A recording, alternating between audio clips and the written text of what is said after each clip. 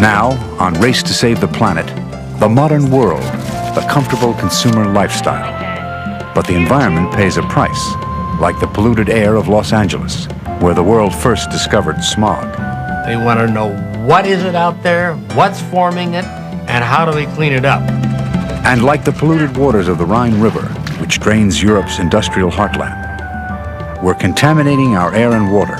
We're destroying nature and harming ourselves in the process. Do we really want to live this way?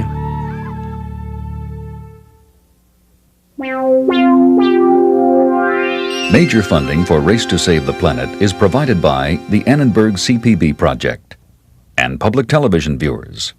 Corporate funding is provided by Ocean Spray. Our continuing aim is to preserve and protect what we cannot create. Additional funding is provided by Jesse Smith Noyes Foundation, Corporation for Public Broadcasting, the John D. and Catherine T. MacArthur Foundation, and Carnegie Corporation of New York, and by the following.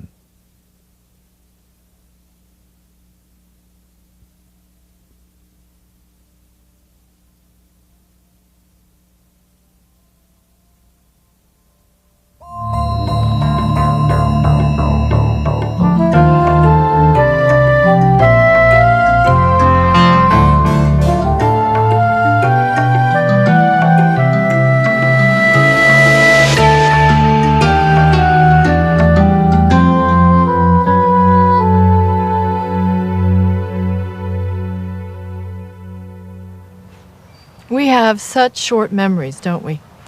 Especially for things which unfold over the course of a generation or so, as is often the case with environmental problems. Back in the 20s, the reason movie makers set up shop in Hollywood was the beautiful, clear desert air. Nowadays, the smog makes your eyes water, and it's often too thick to see across town anyway. It's the same in Europe with the Rhine River. At the beginning of the century, it was a fisherman's paradise.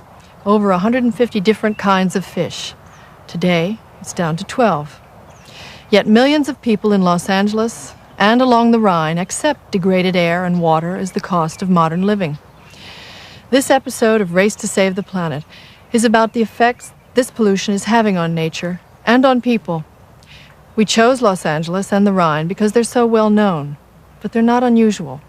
We could have made the same program about hundreds of cities and rivers in the world today. On board a research vessel off the coast of Holland, biologist Peter Reinders is searching for the disappearing North Sea seals. There are still a few to be seen, although once there were thousands. The seals have fallen victim to pollution. Pollution that begins in Europe's industrial heartland, is carried for hundreds of miles down the great River Rhine, and then flows out to sea. The seals died for this: the luxurious lifestyle which consumes the endless products of modern industry. The lifestyle of affluence. Look at these! The consumer lifestyle stretches across the world. Here too. But wherever it's found, the environment always pays the price. In the mountains above Los Angeles, these stands of ponderosa pine are studied by forester Paul Miller.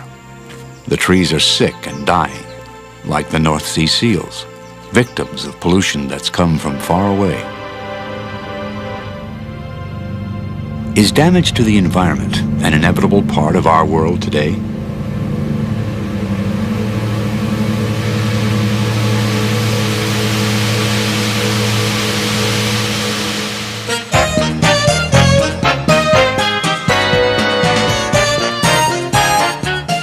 Blue skies, warm, sunny weather, the promise of golden opportunities, the lure of Los Angeles. Hoping to share in its glamour and wealth, one of every 20 Americans lives here now. 5% of the U.S. population looking for an active lifestyle, a chance to create a personal paradise. But all is not right here in Eden. There's been explosive growth in recent decades. People flooding in from around the country and the world. So today, the nation's worst air pollution is an inescapable part of the LA lifestyle. Pollution from the factories and businesses, the cars and homes that make the lifestyle possible. 12 million people live in the Los Angeles basin, a 13,000 square mile area bounded by mountains. The mountains act as a natural trap for polluted air as it accumulates. This dramatic time-lapse view looking down from the mountains reveals what happens to Los Angeles air on a typical day. 8 a.m., the drive to work has begun. Factories and businesses open. Polluting gases start to build. It's a summer day, and by mid-morning the gases are trapped under the usual warm inversion layer. There's no doubt by noon, it's another smoggy day in Los Angeles. As afternoon wears on, enough gases have accumulated in the basin to reach right up into the mountains. It'll be late evening before the smog breaks up, and then tomorrow, Los Angeles residents will go through the whole cycle once again. When I come over the hill in the morning, it's like a blanket. It is so disgusting. I tell my husband, don't breathe today. What I really hate about it is it makes my eyes burn. When it's smoggy, it makes you embarrassed that people come to visit here. Just want to sit down and not do much. It takes a lot of the steam out of you. We have pretty mountains, and with the smog, it covers it up, and you want to see them, and it looks really disgusting. Yet, these problems stem from the typical modern lifestyle. Come on, Slugger, check breakfast. The Matz family prepares to meet another polluted day living in the center of Los Angeles. Don and his wife, Judy, leave for work at different times and in separate cars, as does their older son, Scott. So 3 people contribute 3 cars to the 3.5 million on Los Angeles highways during the morning commute. 2 hours a day commuting on ever more crowded freeways. There's a higher price tag attached to the California lifestyle than when Judy was growing up. After the war, Los Angeles' growth really took off. When the freeways opened in the 50s, the air was already showing signs of stress, as chemistry professor Jim Pitts recalls. The real impacts of what we now call photochemical smog really began to appear in the late 40s. They appeared in several ways. 1, eye irritation, tearing. 2, cracking of rubber. One could have one's fishing boots, and they would crack in the matter of months, or one's rubber tires, and that was an interesting phenomenon. And then the crops. Los Angeles, when I grew up, was surrounded by field crops of all kinds, lettuce, orange groves, and so forth. The crops were being impacted by something, and it wasn't clear what it was. Plant scientists couldn't recognize any disease in this crop damage, so they began looking for some kind of corrosive agent in the air, perhaps the same thing that was causing such widespread eye irritation. The public were furious. They wanted to know, what is it out there, what's forming it, and how do we clean it up? The most obvious suspects were the highly visible emissions from industrial smokestacks and backyard garbage burning. But after local government began to control these in the 50s, the bad air persisted. Around this time, a Dutch organic chemist at Caltech, R.E. Hagensmit, was working on the problem. In laboratory experiments, he'd seen how a gas called ozone caused the same kind of plant damage occurring in the fields. The mystery was nothing around gave off much ozone. It must be forming indirectly from other gases in the atmosphere. So he started experiments on combining gases, including the ones from cars. He had a hunch that let's take hydrocarbons from cars and oxides of nitrogen, let's put them together and see what happens. He put them together, nothing happened. Then he said, aha, we have a sun in Southern California, around the world in the summertime. Put an artificial light on, ultraviolet light, and bingo, you had photochemical smog. Photochemical smog, first identified in Los Angeles, now recognized around the world. For the first time, cars were seen as major polluters. The manufacturers were quick to react, as state auto emissions scientist Art Hocker recalls. I think the first reaction of industry was this man really didn't know what he was talking about. Let's put all of our laboratories on the path and disproving. But extensive testing only confirmed automotive exhausts were reacting to form ozone in the atmosphere. And the automakers were not the only ones upset by the news. The people wanted to blame everything else but themselves for air pollution in those days. This was a California lifestyle. And you're not going to interfere with that lifestyle by saying that something's coming out of the tailpipe or the crankcase blow-by, or even when their car's sitting and fumes are evaporating from the carburetor, that this is producing smog? Not on your life, Buster. Art Hocker was in at the start of California's pioneering Air Resources Board.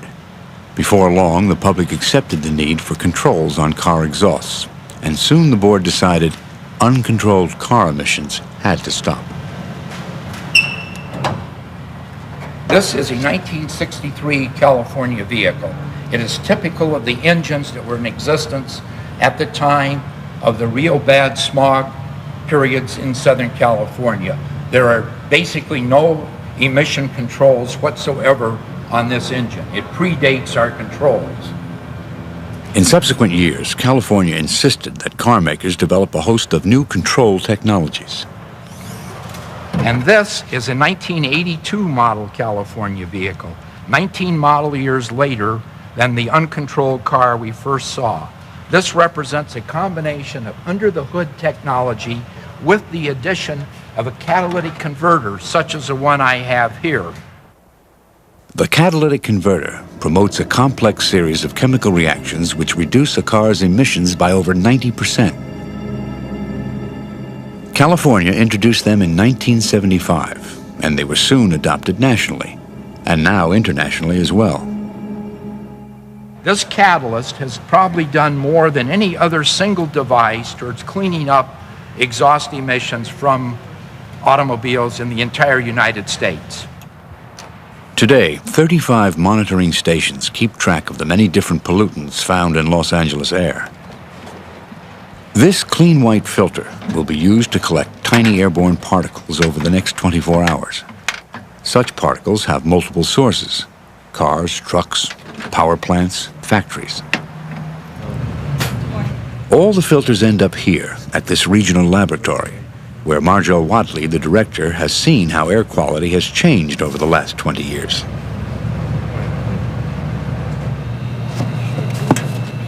The filter shows that in spite of all efforts, the quality of Los Angeles air is still shockingly bad. The particulate matter on this filter is pretty bad, but it's typical of today here. If it's any consolation, we have made some progress over the last 20 years. This 20-year-old filter is much worse, in part because of the success of the stringent auto emissions controls. So, in 20 years, airborne particles have been reduced, and ozone has too. But, it seems, that's not good enough. Over those 20 years, forestry professor Paul Miller has studied the trees up here in the San Bernardino Mountains nearly 100 miles from Los Angeles. He sees the same kind of forest damage that's so widespread in industrialized countries today. Acid rain is the likely culprit in many areas, but here it's ozone from Los Angeles. In both cases, the pollution affects areas far removed from the source. The symptoms, yellow sparse needles, are sadly familiar to foresters in Europe, Scandinavia, and America. This is a ponderosa pine branch with its normal complement of foliage. It has 1, 2, 3, 4, 5 annual needle whorls. And in this case, it has sufficient surface area to make the energy that it needs for life. On the other hand, with this branch, which is ozone damaged, it's reduced down to only 2 annual whorls, so it has a limited capacity for producing the energy that it needs to survive, and eventually will become debilitated and weakened and perhaps killed by other agents. This is the ultimate fate of larger ponderosa pine trees here in the San Bernardino National Forest. These trees are at least 300 years old, and it's only been in the last 30 years that they've been chronically exposed to ozone, something that's a result of our industrial society here in the Los Angeles basin. And now they've been killed not by ozone alone, but because ozone has weakened them, and they're now susceptible to their natural enemies, which are mainly the bark beetles in this case. So we have then lost a very important resource, something that people value here in this forest, something that is really a living monument to be seen for future generations. So air pollution is an insidious force in this forest. It doesn't kill, it weakens. What might it be doing to people? At the University of California, lung specialist Henry Gong and his colleagues are asking that precise question. In the laboratory, an athlete in excellent condition will take on an easy task. Alternate 15-minute periods of rest and light exercise over the course of 3 hours. But he's in a chamber containing the amount of ozone that corresponds to the worst Los Angeles smog alert. How are you feeling? Feeling pretty good. Got a little eye irritation. I noticed a little sputum production. Feel a little bit right here, just a tickle. Otherwise, I'm fine. Ozone exposure acutely can certainly cause shortness of breath, a dry cough, a wet cough, chest pain, particularly when one is taking a deep breath in. Can also cause wheezing in some individuals, nausea, and headache. 1 hour into the test. How are you feeling? A lot of coughing. Can't take a full breath. It's tight up here. Runny nose. I believe that my results from acute exposures of ozone certainly indicate that it can be a detrimental health effect. 1 hour short of the mark, the young athlete calls it quits. The high ozone level has taken its toll. Los Angeles' 12 million people are occasionally exposed to levels this high, and frequently to lower levels. But what effect such exposures could have over the long term is just not known. Out of exhaust pipes like these come thousands of other chemicals which citizens of the industrialized world and their children breathe every day. Factory emissions are breathed like ozone at low levels and for a lifetime. Usually the consequences are unknown. This Los Angeles plating factory, for example, has been releasing small amounts of chromium for about 30 years. But the chemical was only recently recognized as a carcinogen. The emissions were neither regulated nor even for a long time detected. It's only in the 80s that equipment like this at the regional laboratory has become widespread. It detects chemicals at very low levels, like the chromium from the factory. That's allowed epidemiologist Paul Papanak to calculate the effect of the emissions. Chrome itself is responsible for an increased lifetime risk of cancer in people that live near that factory. And that's because chrome is a fairly potent carcinogen compared to other environmental carcinogens. If you live in that community for your entire life, there's about a 1 in 10,000 to maybe even as high as 1 in 1,000 chance that you would get cancer because of your proximity to that factory. In 1988, the school was informed of the risk. Suddenly, life changed for children and teachers. It becomes very difficult when you go to work and you have this underlying stress or this underlying feeling of, I wonder what's blowing from the east over there. Half of my day, plus my weekends, are away from this environment. The children are here all the time. I cannot just be coming every day, and be happy that I'm coming to this place where so many good experiences have happened. Because it may not be good for me, it may not be good for anybody who is around. The factory is now installing filters that will remove over 90% of the emissions. The health risk will be much lower, but it will still be there, as it will from thousands of other factories, millions of cars. For Paul Papanak, this raises questions about the very nature of the society we live in. Do we have to have chrome or petrochemicals or benzene or other chemicals in the environment instead of just saying, well, do more filters on the smokestack do the job for us? we really can take a step backward and say, well, in the first place, why are we making these things? Once you've begun to ask those questions, of course, you're into a huge. Then you start saying, well, should we be making them at all? Can we locate elsewhere? Can the pollutants go into the air or the soil or the water? We're way beyond science at that point. We're into public policy. Just as Los Angeles led the world in recognizing photochemical smog and in then regulating cars, it's now trying to think its way out of the mess of the industrial city. Temperatures are expected to be scorching throughout the LA basin. Jim Lentz is the new director of the South Coast Air Quality Management District, the agency that's developing a new plan for cleaning up Los Angeles air. A newcomer to the area, Jim already pays a personal price for the Los Angeles lifestyle. He's developed an allergy to smog, which needs treatment every day. Yeah. Look over here at me. I get it? Yeah, I think so. Here. Yeah. Jim already does one thing the whole region will be required to do. He carpools to work, Good morning, Dr. Lentz. How are you this morning? along with 3 other office colleagues. Not so bad that we get In Los Angeles, under the new plan, the days of one car, one commuter are numbered. A little easier for everybody. Good morning. Good morning. As usual, the day begins with a decision on the issuing of a smog warning. For Jim Lentz, it's a mistake to think there's anything unique about Los Angeles. It's a typical large industrial city. The Los Angeles problem, I don't think, is really unique. I've worked in Tennessee, I've worked in Colorado, and now I've worked in Los Angeles.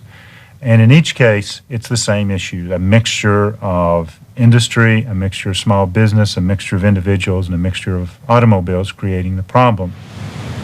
Industries like this refinery are responsible for about 1/3 of Los Angeles air pollution. And today, Jim Lentz is here to find out how they're going to comply with the plan's tough new regulations, the most severe in the world. Up on top of this heater that we have over here is one that we built, retrofitted in 1985. The entire upper half of this unit is like a catalytic converter on a car. Many more will now be needed. We'll have to put this type of technology on nearly every heater in the yard. There'll be some of the smaller ones we can meet with low NOx burners, but this is the state of the art. It's the thing of the next 10 years. Even recently built units will have to be upgraded, and that's expensive, although not impossible for large companies. What do you think the cost of this installation is going to be? This one will probably cost us about $10 million to retrofit. Refineries are usually the largest individual polluters in an area, equivalent to about 25,000 cars. The refineries in this basin are the single largest emitters of air pollution, and thus we've got to work with them to clean up these emissions. A refinery like this can produce literally 10, 20, 30 tons of emissions every day. While big industry is used to regulation, for the first time, the Los Angeles plan is taking on the 30,000 small businesses like dry cleaners, at present unregulated. The challenge that will present can be seen here, in this car body shop. Every aerosol, every paint can is packed with materials destined for release into the air. Paint booths, often in poor condition now, will have to be completely redesigned to effectively capture the spray and recycle solvents. And of course, a huge enforcement effort will be needed. It'll be costly and unpopular, but for Jim Lentz, there's no alternative. Small business has got to participate in the cleanup problem because there's a major source of emissions, and you can't solve the problem and leave a major source of emissions going. We think we can help them find ways to reduce pollution in the first place. In fact, one theme that we've tried to incorporate into this plan is not just adding on control equipment to stop emissions, but fundamentally change some of the cleanup processes. Use a cleaner paint when you're painting. Use a paint sprayer that wastes less paint. This way, the small businessman benefits as well as cleans up the air. Gary Stafford runs a small, fine furniture company in Los Angeles, the second largest center of this industry in America. The plan will probably require water, not solvent-based finishes here, even though they already use high-efficiency spray equipment. Influencing production methods is one way the plant can get results, and Gary Stafford is not happy about it. Our problem with more regulation is that we have to maintain the quality of our product. And when the regulations come to the point where we have to begin reducing our product quality and we can't compete with out-of-state or foreign competitors, then we have to make a decision to either move or go out of business. We won't be able to sell our product anymore. Golden State. In hearing after hearing on the Quality Air Plan, businesses voice those kinds of objections. We use 100% recycled product as a makeup for our product. But Jim Lentz and his team are convinced that the new technologies they are encouraging will help Los Angeles in the long run. Now, what does it mean to use 100%? We don't think that controlling small business means they've got to go out of business. And every study we do reaches the conclusion just the opposite of that, that actually cleaning up the basin could help the economy. In fact, there's almost a catch-22. You help the economy, you stimulate it, and you create more potential emissions here. But the studies we do actually indicate that the plan we're putting in for Los Angeles would increase jobs overall. And that's what Los Angeles is going to need. With 6 million more people, an increase of half projected in the next 20 years. But more people mean more cars. Right now, cars produce 2/3 of the region's air pollution, in spite of effective emissions controls. So the prospect is that more cars than ever will wipe out the gains of the past. The short-term solution is compulsory carpooling. But after that, the plan is looking at a whole series of measures stretching out into the next century. The first stage is to just get cleaner burning fuels into the process, like methanol, like improved gasoline, like compressed natural gas and propane. After that, we enter stage 2 of the program, and that is to actually create and get into operations what are essentially emissions-free vehicles. This electric-powered van is one example. The theory is that a power plant can burn oil more cleanly than several thousand car engines. Better still, they are hoping that in 20 years, when all power users, including mass transit and even lawnmowers, must be emission-free, electric power generated by sunlight will be available cheaply. Before it's done, there's no part of life in Los Angeles that the plan won't touch. If you combined what the average individual does in Los Angeles in their home, from doing a barbecue in their backyard to mowing their lawn to simply putting on deodorant in the morning, they contribute 100 tons of pollution into the atmosphere every day.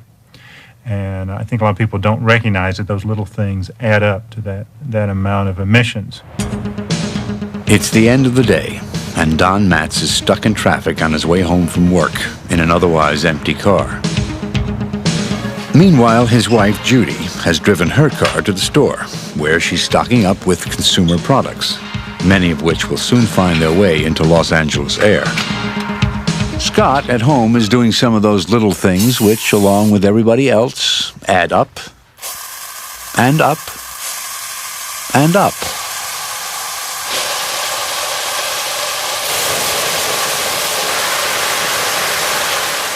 Under the plan, an aerosol ban is possible. And the Matz's backyard grill is going to have to be gas-fired within 5 years. From big industrial polluters to little domestic ones, the Los Angeles plan is the world's most far-reaching.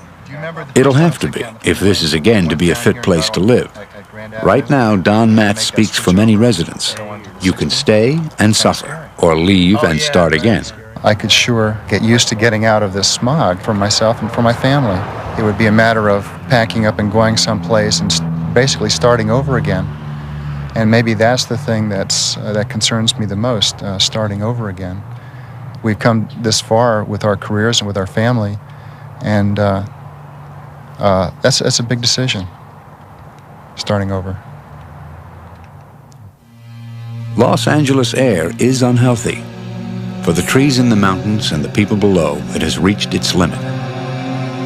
Although the plan may succeed in making improvements, for now, the polluted air here and in many industrial cities around the world is part of the cost of comfort.